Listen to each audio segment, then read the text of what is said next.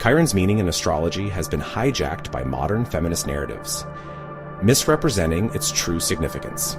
The past transit of Chiron through Aries saw the marriage of Marxism and feminism, giving birth to the false notion that Chiron is exclusively tied to women's movements. This has led to a dangerous anti-male blind spot in society.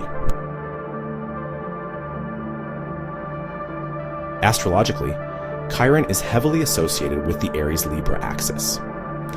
Chiron does everything in its power to bring things into harmony.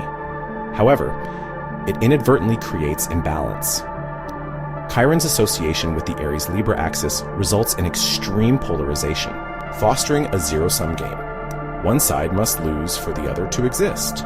This imbalance has fueled the war on masculinity, distorting Chiron's actual role as a harmony-seeking healer. German astrologers Dieter Koch and Robert von Heeren, along with British astrologer Melanie Reinhardt, were the first to delineate the meaning of Chiron and other centaurs in charts. Since then, many have twisted their research into new meanings, which are blindly followed today. Reinhardt herself states that centaurs define processes, not personality. This distinction is crucial. Chiron paradoxically brings into consciousness what it unbalances itself. Its orbit between Saturn and Uranus highlights the tension between order and disruption, and it does not favor one over the other.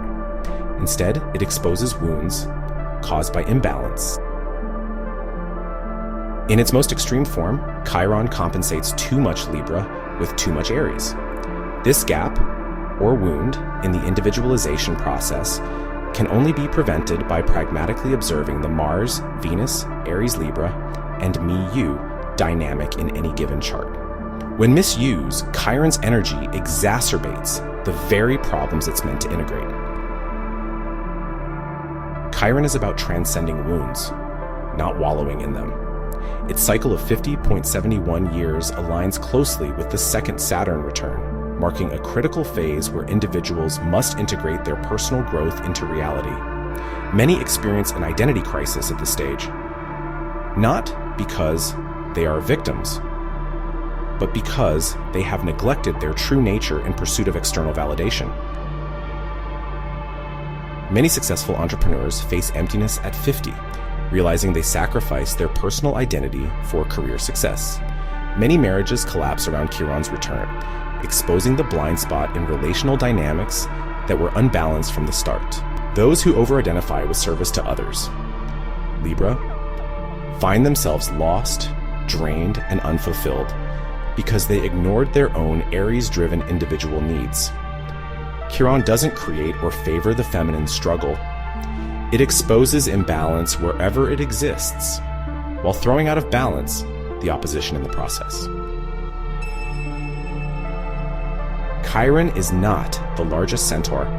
That title belongs to Chariklo, which is significantly bigger and even has rings like Saturn, making it even more unique. Yet Chiron dominates astrological interpretations.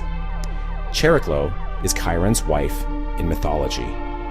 Unlike Chiron, Chariklo's astrological significance aligns with the Leo-Aquarius and Gemini-Sagittarius axes.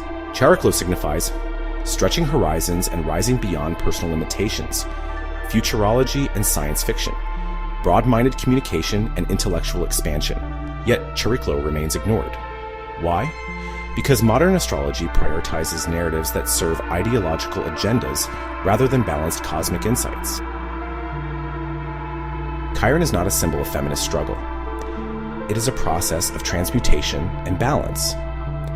The modern misuse of Chiron fuels division, eroding the Aries principle and accelerating the war on masculinity.